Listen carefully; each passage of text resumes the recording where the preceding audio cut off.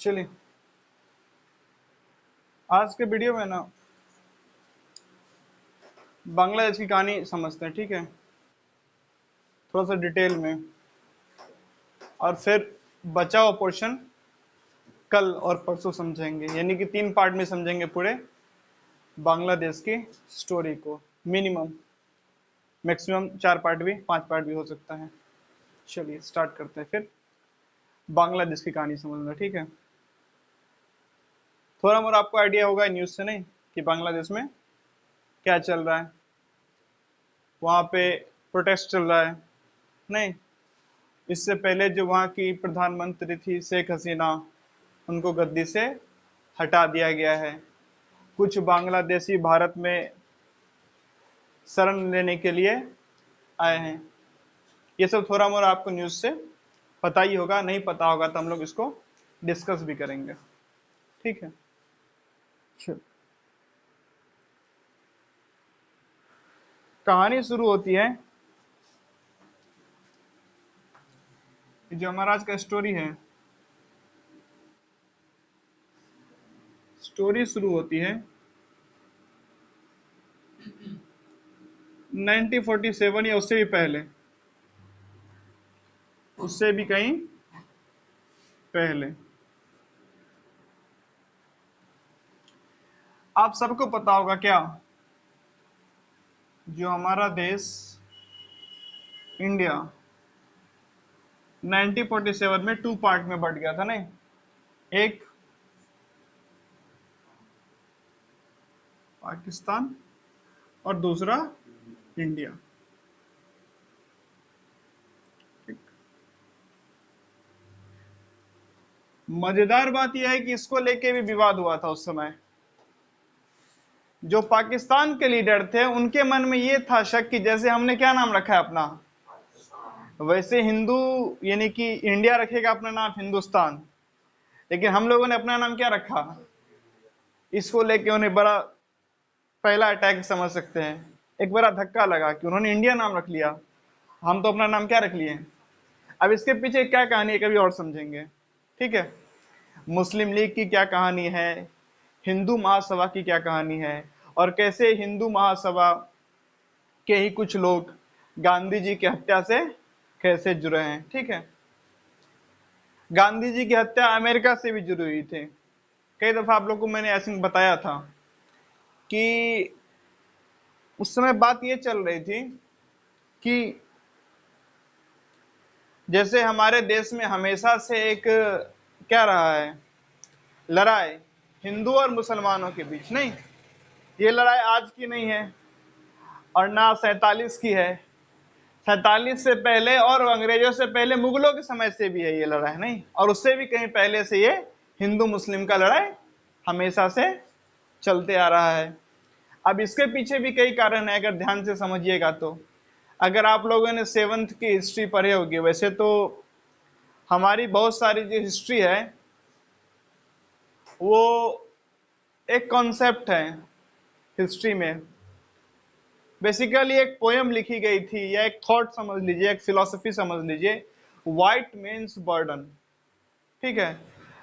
White mains burden मतलब क्या कि वैसे बुक में भी लिखा हुआ है, अगर किसी ने 6, 7, 8 की हिस्ट्री पढ़ी होगी तो आई थिंक 8th की हिस्ट्री में एक चैप्टर है, चैप्टर का नाम नहीं याद है, उसमें लिखा गया है पूरा कि जो इंडियंस है ना वो अनसिविलाइज्ड थे।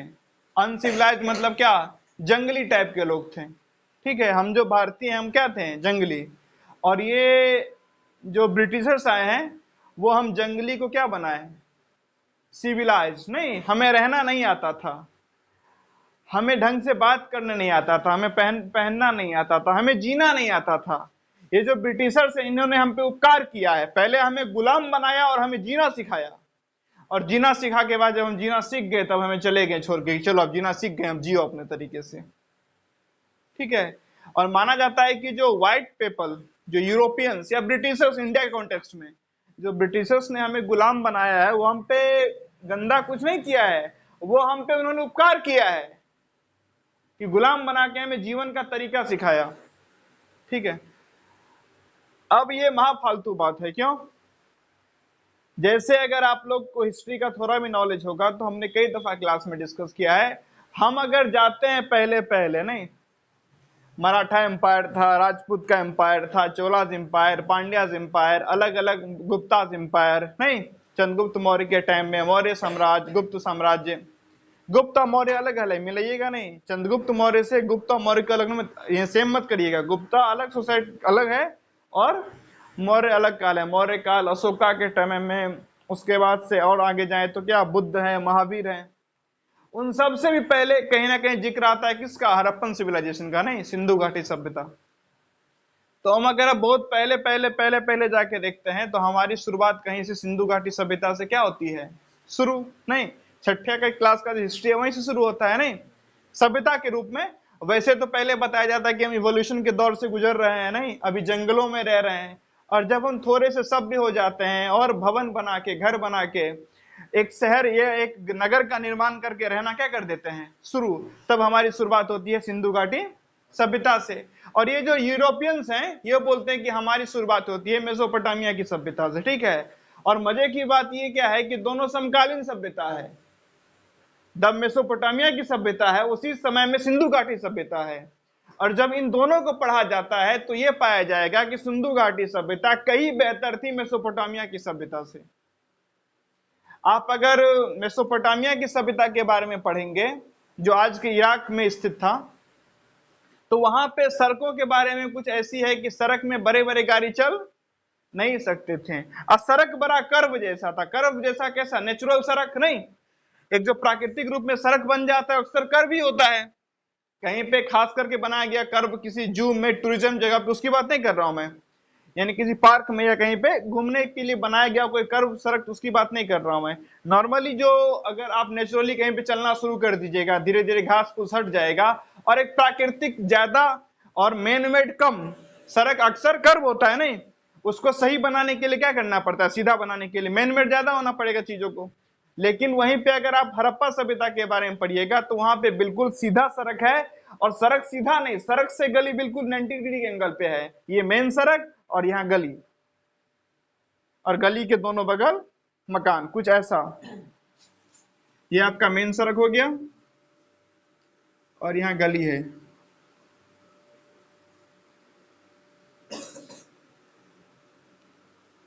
और यहाँ मकान है।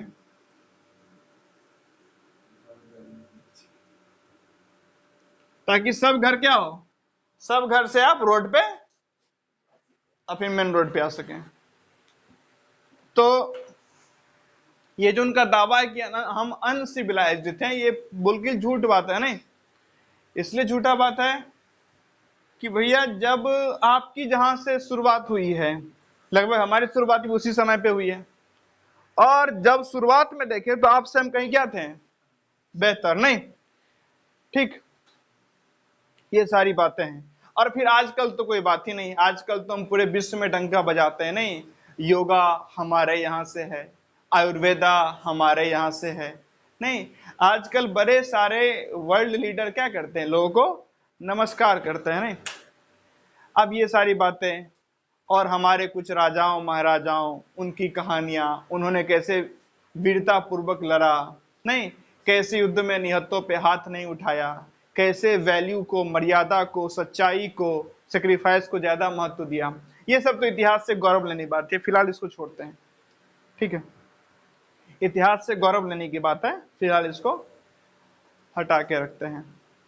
तो व्हाइट मेन्स बर्डन मतलब समझ गए होंगे, नहीं, उनको ऐसा लगता है कि उन्होंने हमें सिविलाइज्ड बनाया है, जबकि ये बात झूठ है, हम पहले से सिविलाइज्ड थे। हाँ, इसमें कोई दिक्कत नहीं है कि हमारे साथ कमियां नहीं थी, कमियां थी, हम लोग जैसे आज भी धर्म जाति के नाम पे विभाजित हैं वैसे तब भी थे, नहीं, हम आज भी कभी कहीं कहीं कुछ ऐसा होता है तो हमें वो मामला बड़ा उठ के सामने आता है, नहीं, कि हम धर्म जाति के आधार पे लड़ते हैं, और पहले भी धर्म जाति के आधार पे लोग लड़ते रहते थे। तो ये तो समस्या थी, जैसे हमारे यहाँ पे कुछ समस्या है वैसे यूरोप की भी कुछ समस्या है, वैसे अमेरिका भी कुछ क्या है, समस्या।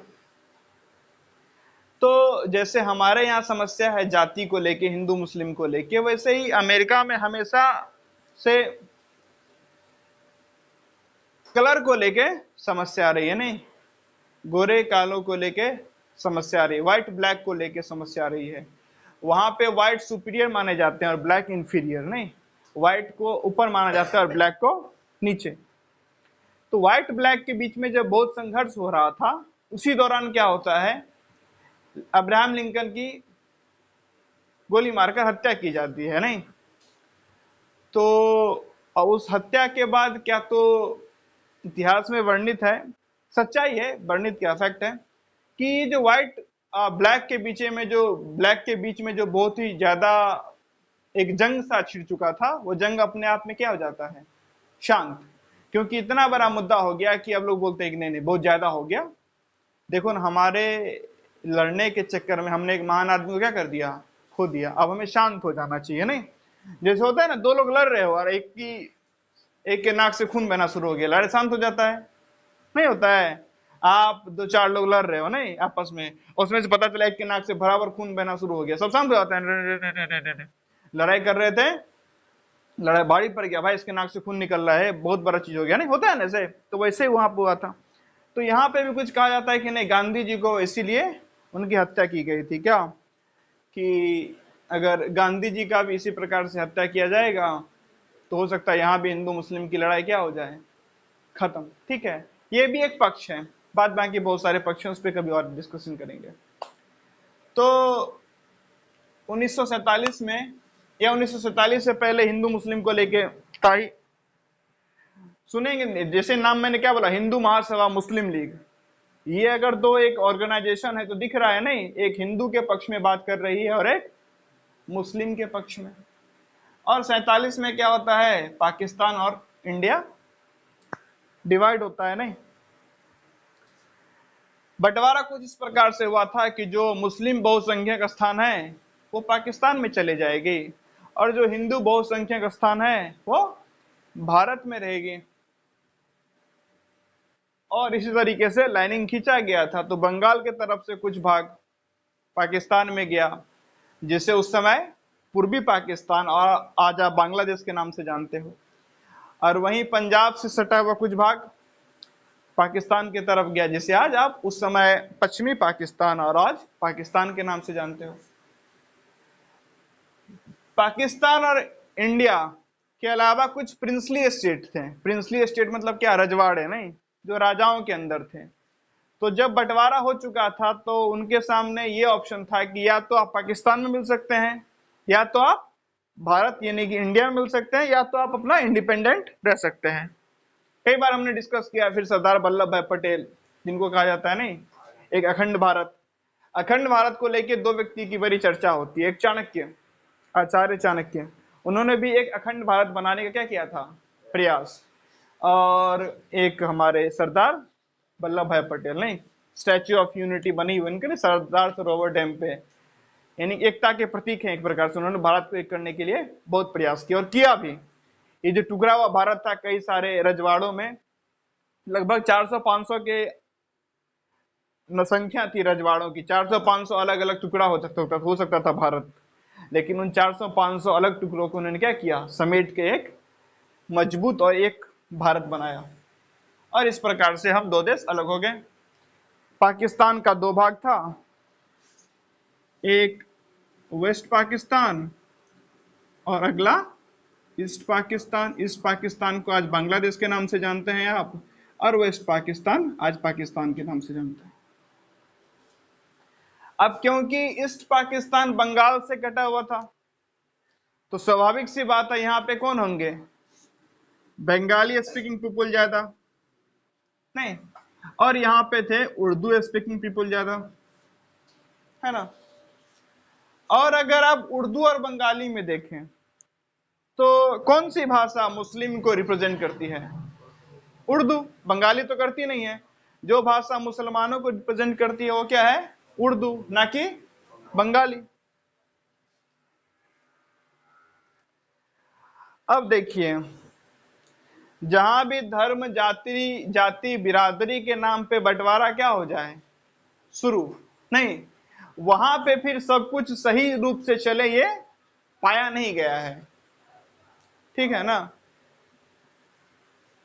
धर्म जाति के नाम पे जहां बंटवारा हो जाएगा वहां पे कोई चीज सही रूप से चलता नहीं है। लोग धर्म के नाम पे लड़ेंगे, जातियों के नाम पे लड़ेंगे, तो आप देखते ही हैं क्या यही धर्म जाति की लड़ाई एक नेता के लिए वोट बैंक तैयार कर देता है? नहीं। और क्योंकि ये धर्म जाति की लड़ाई नेता का वोट बैंक तैयार करता है, तो नेता चाहते ही हैं क्या कि लोग धर्म जाति के नाम पे लड़े और हमें वोट दे दे और बदले में हमें कुछ करना ना पड़े।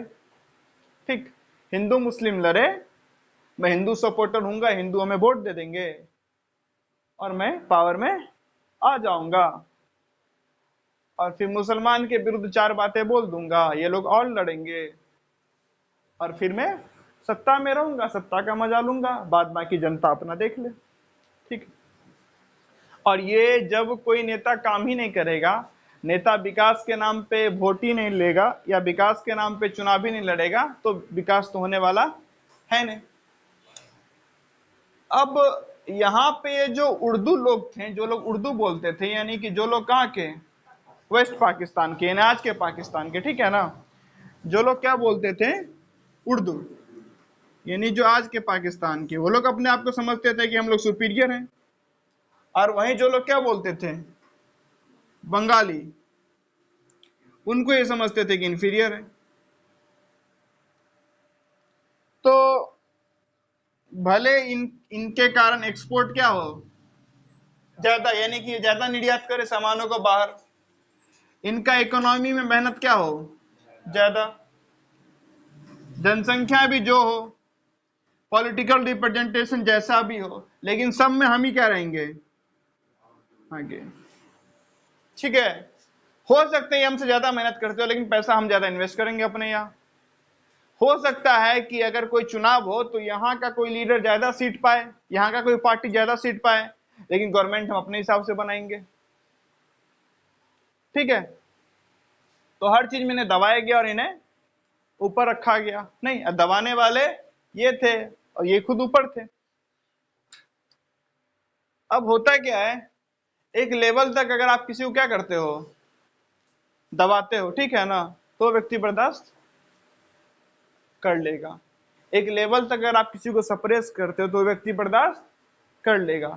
लेकिन वही जो आप किसी व्यक्ति को दबाते दबाते एक सीमा क्या कर जाते हो, पार। अब जब सीमा पार हो जाता है तब वो आदमी बर्दाश्त नहीं कर पाता है ना, तब वो फिर भड़बड़ा के उठेगा। अब एक कुत्ता है, ठीक है ना, उसको आप मार रहे हो, पीट रहे हो, एक लेवल तक वो भाग जाएगा, और जब आप इस लेवल पर तुम्हारा जान ही ले लेंगे तो वही पूरा प्रयास करेगा जान बचाने का, है ना, वही पूरा प्रयास क्या करेगा, जान बचाने का पूरा प्रयास करेगा। हाँ, स्वाभाविक की बात है, इंसान शारीरिक रूप से भी और मानसिक रूप से तो कहीं कहीं कुत्ते से ज्यादा बुद्धिमान और मजबूत है, तो स्वाभाविक सी बात है अंतिम में कुत्ते की मृत्यु होगी, लेकिन वो प्रयास जरूर करेगा अपना। ठीक, आप भले कुत्ते को मार दो लेकिन वो प्रयास जरूर करेगा। अब एक नेता है, वहां पे एक पार्टी है आवामी लीग, याद रखिएगा, ठीक है, कहानी में आगे जब हम लोग अगले पार्टों में बात करेंगे तो इस पार्टी का बारा क्या है, महत्वपूर्ण, ठीक है ना। आवामी लीग, क्या नाम है, आवामी लीग। आवामी लीग के जो वर्तमान एक नेता है वो क्या है, शेख हसीना। ठीक, और एक और नेता जिनका नाम आपको जानना चाहिए वो क्या है, शेख मुजीबुर रहमान। अब ये शेख मुजीबुर रहमान की बेटी कौन है, शेख हसीना। ठीक है, दो नेता का नाम याद रहेगा, पार्टी का नाम अवामी लीग, एक नेता शेख मुजीबुर रहमान और दूसरा शेख हसीना, जो अभी कुछ दिनों पहले तक बांग्लादेश की प्रधानमंत्री थी, अब नहीं है। ठीक, और पार्टी का नाम आवामी लीग, इतना याद रहेगा। ठीक, अब जब चुनाव होती है, चुनाव एक दफा होता है, तो चुनाव में क्या होता है, मुजीबुर रहमान को अब दोनों देश तो एक ही है ना, तो मुजीबुर रहमान को सीट क्या मिलती है, और यहाँ के एक नेता रहते हैं आज के पाकिस्तान के, उनको सीट क्या मिलती है, लेकिन फिर भी मुजीबुर रहमान को सरकार बनाने नहीं दिया जाता है। नहीं, आर्मी इनको अरेस्ट वगैरह कर लेती है। ठीक। उसके बाद यहाँ पे बात उठती है कि नहीं, हमें बांग्लादेश क्या करना पड़ेगा, अलग, क्योंकि इनके साथ हम रह सकते हैं, लेकिन दिक्कत यह है कि थोड़ा फेयर प्रैक्टिस तो हो। नहीं, जितना भाई हम इकोनॉमिक में योगदान दे रहे हैं उतना बेनिफिट भी हम पे, उतना हम पे खर्चा भी किया जाए। अगर हमें ज्यादा सीट मिली है तो हमारी सरकार भी बने, नहीं उनको ज्यादा मिलेगी उनकी बनेगी, हमारी ज्यादा बनेगी तो हमारी बनेगी। लेकिन ये देखने को नहीं मिल रहा था।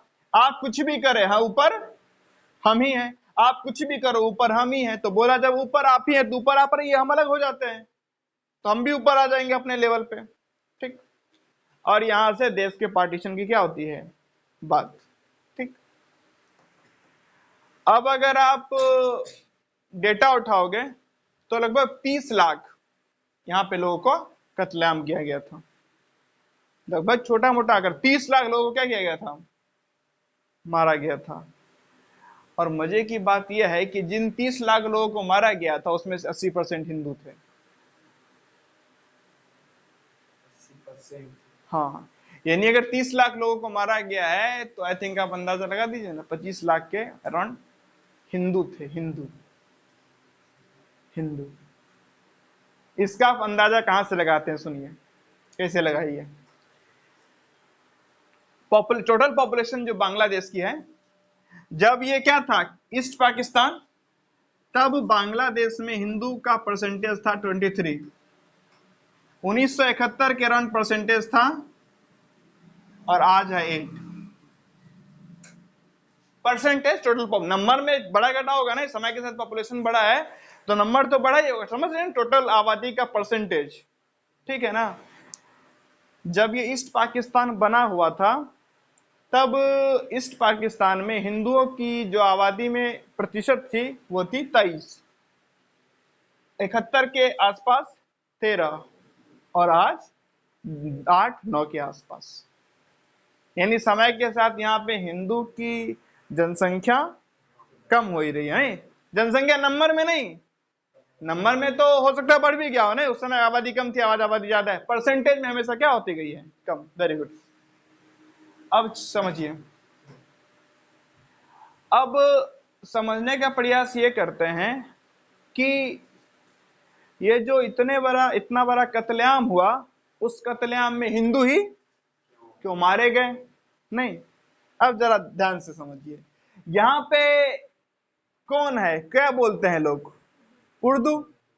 और यहां पे तो उर्दू का माना गया रिप्रेजेंटेशन ऑफ मुस्लिम्स और बंगाली रिप्रेजेंटेशन ऑफ हिंदू।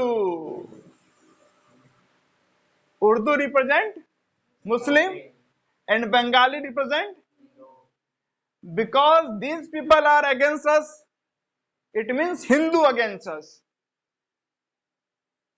और हिंदू मुस्लिम का थोड़ा भी कुछ हो तो हिंदू मुस्लिम एंगल बनाना बड़ा सिंपल होता है और लोग आ भी जाते हैं, और कहीं ना कहीं लोग के अंदर होता भी है ये बात।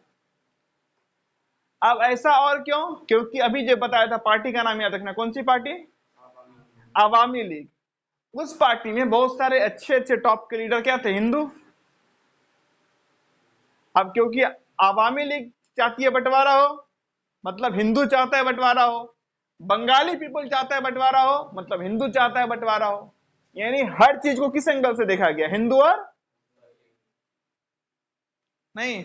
हमारा एक हमेशा से जो क्या हुआ है, भारत पे मुसलमान लोगों ने आक्रमण किया, यहाँ की महिलाओं के साथ दुर्व्यवहार दुराचार, पुरुषों को क्या किया, मारा पीटा, जो भी किया, उसके बाद से अत्याचार किया, शोषण किया, और वहां से ही एक हिंदू मुस्लिम का बीज है। तो यानी एक डिफरेंसेस पैदा हो चुका है। तो आज भी क्या होगा पता है, अगर आपको पता चले कि किसी को किसी ने मारा, 10 लोगों ने मिलकर क्या किया, किसी को मारा, और उसमें 10 में से अगर कोई बोल दे कि नहीं, एक कोई मुस्लिम था, ठीक है ना, एक कोई था मान लीजिए क्या, शोएब खान, तो आप 9 को भूल जाइएगा और शोएब खान को क्या रखिएगा, और बोलेंगे नहीं सबसे ज्यादा शोएब खान ही मारा होगा। ये झगड़ा का मेन जड़ वही होगा, शोएब खान ही होगा। वहां 9 हिंदू थे, आप भूल जाइएगा, लेकिन उस हिंदू को एक मुस्लिम ने मारा, उस 10 में से आप एक को क्या नाम याद रखिएगा। हो सकता है कि आखिरी में बस वो थोड़ा सा पीटा हो, लेकिन आप उसी का नाम क्या रखिएगा, याद है। बोलेगा अभी हिंदू वर्सेस मुस्लिम हो गया। और हमारी मीडिया भी वही काम करती है, क्योंकि टीआरपी तो वहीं से आता है ना। टीआरपी सच्चाई बताने से थोड़े आता है कि लड़ाई का असली मुद्दा क्या है। टीआरपी इससे आता है कि हिंदू वर्सेस मुस्लिम करो। समझ रहे हैं ना ये कैसे काम चलता है। तो जैसे आज हो रहा है वैसे पहले भी होता था। और सबसे आसान किसके नाम पे लड़ाना होता है, धर्म के नाम पे। शिक्षा को लेके स्कूलों में पता है, आसपास में जो गवर्नमेंट स्कूल है वहां पता नहीं चलता है कौन क्लास का कौन सा रूम है, कौन क्लास का कौन सा रूम है, टीचर्स हैं नहीं है, ठीक। लेकिन उस पर किसी का विवाद उठता है नहीं, उस पर कोई बात होती है, उस पर लोग भड़कते हैं नहीं, यहाँ पे हिंदू मुस्लिम एंगल हो जाए, पंचायत बैठना शुरू हो जाती है, नहीं मुस्लिम ने ऐसा कर दिया, नहीं मुस्लिम ने ऐसा कर दिया, मुस्लिम ने ऐसा कर दिया, मुस्लिम ने ऐसा कर दिया, होता है ना बात। वहां पे घर घर बात शुरू हो जाती है। तो यहां से आप अंदाजा लगा लीजिए क्या कि, और फिर कारण भी कई बार हम लोग डिस्कस कर चुके हैं, क्योंकि हम लोग हिंदू मुस्लिम के नाम पे अपने आप को काफी उग्र रूप में आके दर्शाते हैं और काफी गुस्सा होके आते हैं सामने, नहीं हिंदू मुस्लिम के। जब भी हिंदू वर्सेस मुस्लिम होता है कोई घटना, उसके पीछे रीजन क्या है, वो गुस्सा दिखाकर हम अपने आप में समाज के सामने ये रिप्रेजेंट कर रहे होते हैं कि हम बड़े धार्मिक आदमी हैं, क्योंकि हम मुसलमान के खिलाफ हैं, क्योंकि हम हिंदू मुसलमान के मुद्दे पे बढ़ चढ़ के बोल रहे हैं, क्योंकि हम गुस्सा होके बोल रहे हैं, इसलिए हम क्या हैं, धार्मिक।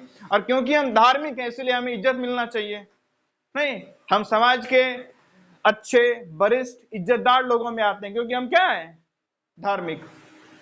बात समझ में आई। तो धार्मिक होने का, इज्जतदार होने का, महान होने का सर्टिफिकेट कहां से मिलता है, हिंदू वर्सेस मुस्लिम के मुद्दे पे बात आगे रखने पे, ठीक है। तो सबको धार्मिक होने का सर्टिफिकेट चाहिए होता है। अब सर्टिफिकेट का बंटवारा तभी हो रहा है जैसे आप हिंदू मुस्लिम के मुद्दे पे सबसे तीव्र होके, सबसे गुस्सा में आके, सबसे उग्र होके बोलिएगा, आपको अच्छा सा सर्टिफिकेट मिलेगा, एकदम लेमिनेटेड, कि नहीं भैया आप बड़ा अच्छा बोलते हैं या बहुत ही धार्मिक हैं, नहीं प्रो धार्मिक, प्रो मैक्स धार्मिक, ठीक है। अब वो सर्टिफिकेट सबको लेना होता है। नेताजी इसी का फायदा उठाते हैं कि चलो सर्टिफिकेट चाहिए ना, पढ़ाई का अच्छा सर्टिफिकेट है नहीं, अच्छा कुछ काम किया उसका सर्टिफिकेट नहीं, कुछ अच्छा तुम्हारी उपलब्धि उसका सर्टिफिकेट है नहीं, चलो एक सर्टिफिकेट मिलती है, कौन सी, धार्मिक होने का सर्टिफिकेट। और मजे की बात है ये सर्टिफिकेट सबसे क्या मानी जाती है, टॉप लेवल की सर्टिफिकेट। अशिक्षित ही नहीं, शिक्षित लोग भी इसको टॉप लेवल का सर्टिफिकेट मानते हैं। शिक्षित लोग भी, काफी बड़े बड़े पढ़े लिखे डॉक्टर्स, इंजीनियर्स भी इसको क्या मानते हैं, टॉप लेवल का सर्टिफिकेट। अगर आपके सोसाइटी में एक व्यक्ति हो जो हिंदू मुस्लिम के मुद्दे पे खूब बोलता है, खूब मुस्लिम का विरोध करता है, तो आसपास के अगर कोई व्यक्ति हिंदू है, वो डॉक्टर इंजीनियर अच्छा पोस्ट पे, अच्छा पढ़ा लिखा हो सकता है, लेकिन वो बोलेगा नहीं नहीं नहीं, हमारी डिग्री तो ठीक है, बाद बाकी इनकी डिग्री सबसे महत्वपूर्ण है। समझ में नहीं आ रहा है तो पंडित जी का उदाहरण ले लीजिए। पंडित जी क्या है, धर्म के रिप्रेजेंटेटिव नहीं, कितना बड़ा इंजीनियर और साइंटिस्ट हो, जो पंडित जी से लाख गुना चीजों को बेहतर समझता है, लेकिन उसके लिए पंडित जी बड़े महान व्यक्ति होंगे नहीं। मुश्किल से हुआ किसी पंडित जी ने किसी साइंटिस्ट के पांव छुए होंगे, लेकिन ऐसा अक्सर पाया गया होगा कि किसी साइंटिस्ट ने पंडित जी का पांव जरूर छुआ होगा, नहीं। तो साइंस पंडित जी के सामने झुक गया, मतलब माइंडसेट, सही तरीके से साइंटिफिक टेम्परामेंट झुक गया। किसके सामने झुका है, धर्म के सामने। मतलब एजुकेशन, बाकी चीज आपकी, पैसा, वेल्थ सब ठीक है, सबसे जो ऊपर में लोग हैं वो कौन है, जो धर्म का रिप्रेजेंटेटिव है। तो धर्म के रिप्रेजेंटेटिव सबसे टॉप लेवल पे है, तो धर्म का सर्टिफिकेट का वैल्यू सबसे ज्यादा होगा ना, नहीं। ये बात सब, अगर सॉफ्टवेयर इंजीनियर के सामने झुक जाता है, मतलब अगर आपके पास सॉफ्टवेयर इंजीनियरिंग की डिग्री है, द सर्टिफिकेट है, तो वही सबसे टॉप लेवल का सर्टिफिकेट हुआ, नहीं। ये बात वैसे ही जब सब पंडित जी के सामने झुक रहा है, और पंडित जी अपने आप क्या बताते हैं, धर्म के रिप्रेजेंटेटिव, तो बिकॉज पंडित जी धर्म के रिप्रेजेंटेटिव है, सब पंडित जी के सामने झुक रहा है, मतलब सबसे जो ऊपर लेवल का सर्टिफिकेट होगा कौन सा सर्टिफिकेट, धार्मिक सर्टिफिकेट। धार्मिक सर्टिफिकेट कब मिलता है, जब आप हिंदू होकर मुस्लिम को गाली दो, मुसलमान को गाली दो, मुसलमान को पीटो, मुसलमान के बारे में बुरा भला कुछ भी बोलो। अब जितना ज्यादा बोलोगे सर्टिफिकेट में आपका उतना क्या बढ़ेगा, रैंक बढ़ेगा, और रैंक बढ़ने के बाद फाइनली आपको क्या मिलेगा, सर्टिफिकेट। और सर्टिफिकेट अपडेट भी होते रहता है आपकी तरह, पिछली बार 4 गाली दिए, छोटा सर्टिफिकेट। इस बार 100 गाली दिए, थोड़ा बड़ा सर्टिफिकेट। किसी मुस्लिम को पीट दिए और बड़ा सर्टिफिकेट। नहीं, हत्या ही कर दिए तो उससे ही बड़ा सर्टिफिकेट नहीं। और कहीं किसी मुस्लिम बस्ती में जाके सुसाइड बॉम्बर बन के वहां बस्ती उड़ा दिए, तब आपके नाम पे चौड़ा पे मूर्तियां बन जाएगी। नहीं, लोग आपको भगवान के बाजू में आपका फोटो रख के पूजा करना शुरू करेंगे। ठीक है ना? तो ये सर्टिफिकेट का बंटवारा होता है। ठीक है ना? तो अब नेता इसी का फायदा उठाते हैं कि कोई और सर्टिफिकेट नहीं मिला, हम देते हैं सर्टिफिकेट। और ये सर्टिफिकेट पाना बहुत ही आसान है, बस घर में बैठ के गाली देना है, या न्यूज चैनल वही सुनना जिसमें गाली गलौज हो रहा हो। मोहल्ले में 4 लोग जमा होकर खूब गाली दो। नहीं, जितना गाली दोगे उतना ज्यादा क्या मिलेगा आपको? अच्छा बड़ा सर्टिफिकेट। चलिए, अब यहाँ पे सेम सिनारियो। यहाँ के जो पॉलिटिकल लीडर हैं उनको आना है पावर में, और यहाँ के पॉलिटिकल लीडर को भी आना है पावर में, दोनों का आना है पावर में। हाँ, क्योंकि ये सप्रेस्ड हैं तो हमें इनका बात थोड़ा सा न्याय संगत लगता है कि ना, ये तो यही बोल रहा है ना भाई कि हम है तो हमें आने दो। जिस चीज में जितना मेहनत उतनी कमाई, जितना मेहनत उतनी सुविधा, जितना सीट उसका सरकार। और ये बोल रहा है हम है, तो यहाँ पे ये ज्यादा हमें लग रहा है न्याय संगत। लेकिन अब इसे क्या चाहिए? इसे पावर में रहना है। अब इसने क्या किया? अपने लोगों को बोला देखो सर्टिफिकेट चाहिए कि नहीं चाहिए? हाँ चाहिए, चलो सर्टिफिकेट चाहिए ना, तो ये हमारा विरोधी है। अब यहाँ पे कत्लेआम मचाना क्या करते हैं ये? यहाँ पे कत्लेआम मचाएगा तो हिंदू को बांग्लादेश के पास में सबसे ज्यादा प्रोटेक्टेड जगह कौन सा मिलता है? भारत। आज का जो बांग्लादेश, उस समय का ईस्ट पाकिस्तान, उसमें हिंदुओं को अगर सबसे सुरक्षित जगह कोई महसूस होता है तो क्या? भारत। भारत भागो। आज भी बॉर्डर पे मात्र पत्थर ही बिछे हुए हैं, नहीं छोटा सा पत्थर का टुकड़ा रखा है, इधर बांग्लादेश इधर भारत।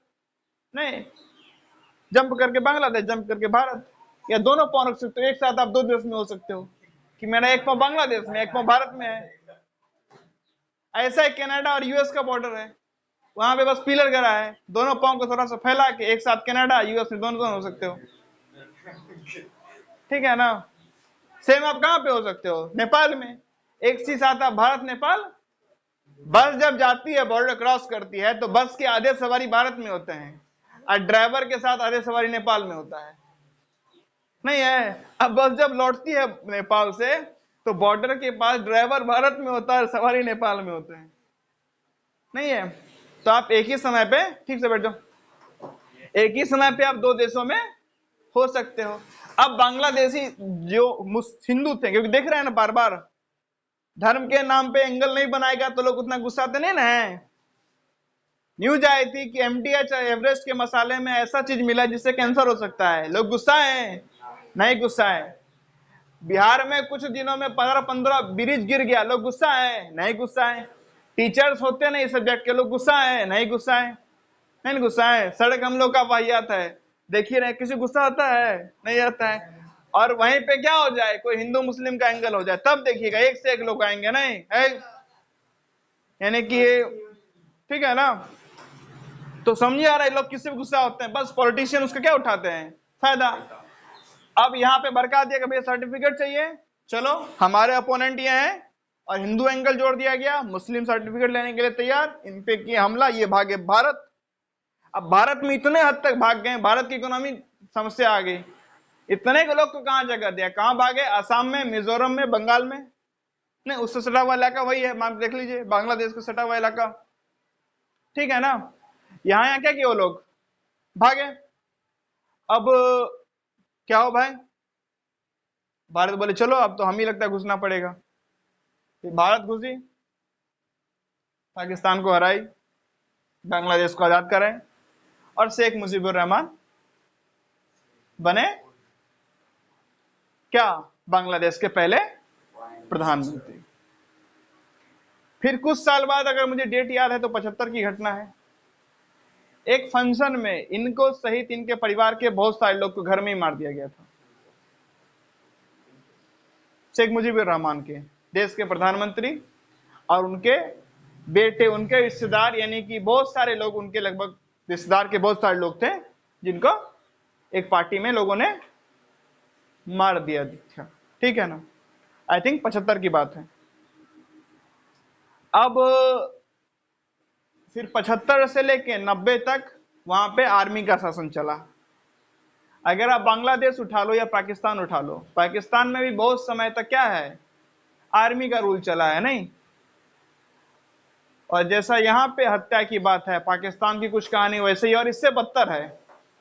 वहां कई प्रधानमंत्री जेल चला जाता है, कई प्रधानमंत्री भाग जाता है, कभी उसको कोई गोली से मार देता है, कभी हटा दिया जाता है, ठीक है ना? प्रधानमंत्री को ही पता नहीं चल पाता है। तो यहाँ भी इनकी हत्या हो गई। फिर 1975 से लेकर 1990 तक क्या रहा है, आर्मी का वहां पे शासन।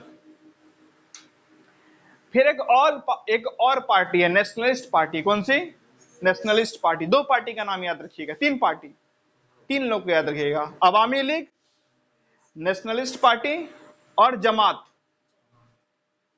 आप लोगों को अगर कोरोना के टाइम में न्यूज फॉलो किए होंगे, देखें तबलीगी जमात, नहीं सुना है आप लोग? न्यूज तब फॉलो नहीं करते हैं बिल्कुल भी।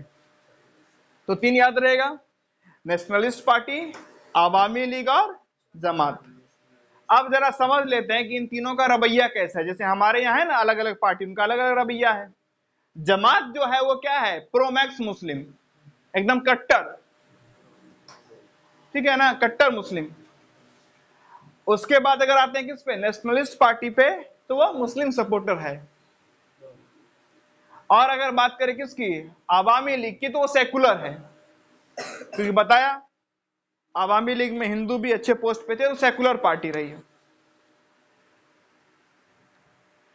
अब 71 में आजाद, 75 में मुजीबुर रहमान समेत कत्लेआम मचा दिया गया था। उसके आगे अगर आप देखिएगा तो 75 से 90 तक आर्मी का शासन।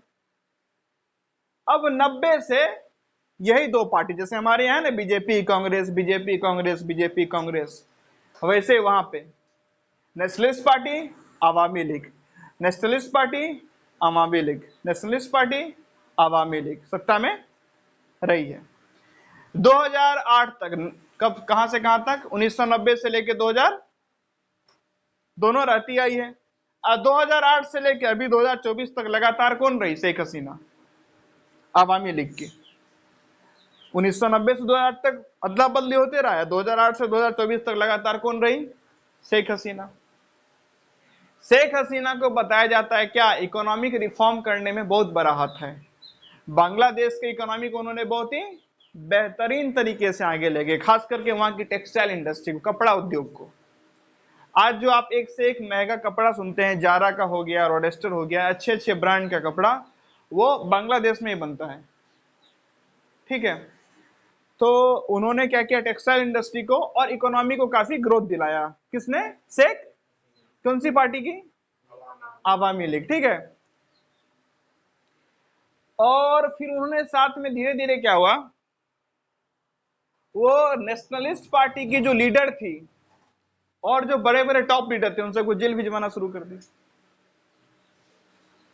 नेशनलिस्ट पार्टी के टॉप लीडर थे, उन लोग को जेल में भिजवाना क्या कर दी, शुरू।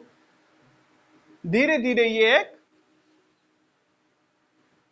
तानाशाह का रूप लेना क्या कर चुकी थी, शुरू।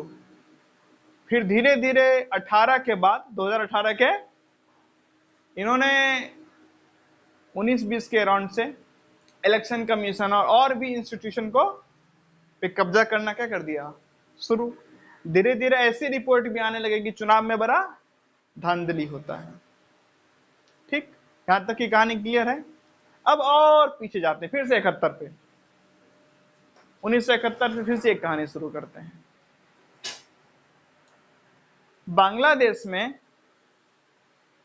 थोड़ा सा डेटा बड़ा ही शॉकिंग है, 0.2% आदमी को 30% रिजर्वेशन है।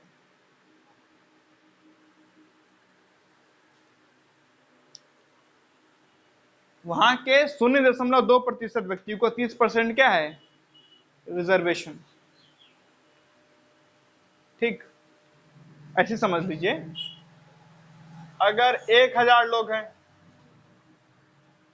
ठीक है, तो उसमें से कितने हुए, दो। तो इन दो के लिए 100 में से 30 सीट रिजर्व है।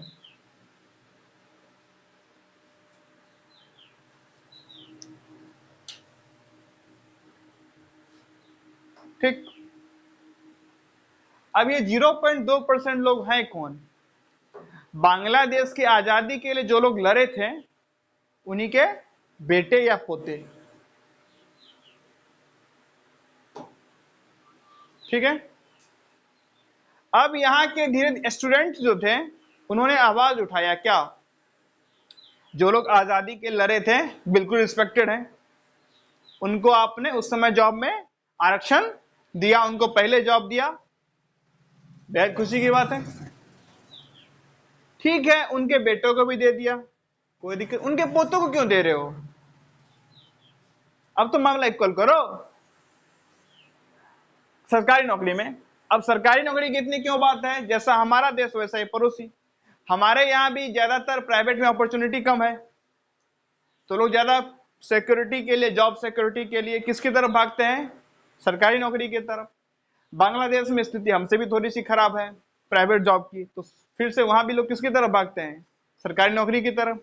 और सरकारी नौकरी में इतना बड़ा रिजर्वेशन मात्र इतने पॉपुलेशन के लिए, 100 लोग हैं, नहीं आंकड़ा लिया मैंने, मात्र 0.2% के लिए 30% क्या रिजर्वेशन। ये बात स्टूडेंट को भा नहीं रहे थे, स्टूडेंट प्रोटेस्ट में आए थे। अब शुरू में हिंदू मुस्लिम सारे स्टूडेंट प्रोटेस्ट में आए थे, भाई समस्या सबको थी, सब प्रोटेस्ट कर रहे थे कि नहीं भाई इतना जो आप 0.2% आबादी और उनके जो फ्रीडम फाइटर्स थे उनके पोते तक को दे रहे हो 30% रिजर्वेशन, ये बात कहीं से सही नहीं लग रही है, गलत बात है। ठीक है ना, ये बात क्या है? गलत। लेकिन स्टूडेंट ने प्रोटेस्ट भी किया। 2018 में बहुत सारा रिजर्वेशन क्या कर दिया गया था? हटा दिया गया था। लेकिन ये जो 0.2% यानी जो फ्रीडम फाइटर्स के फैमिली वाले थे उन्होंने क्या किया? कोर्ट में अपील की, कोर्ट ने वापस रिजर्वेशन ला दिया।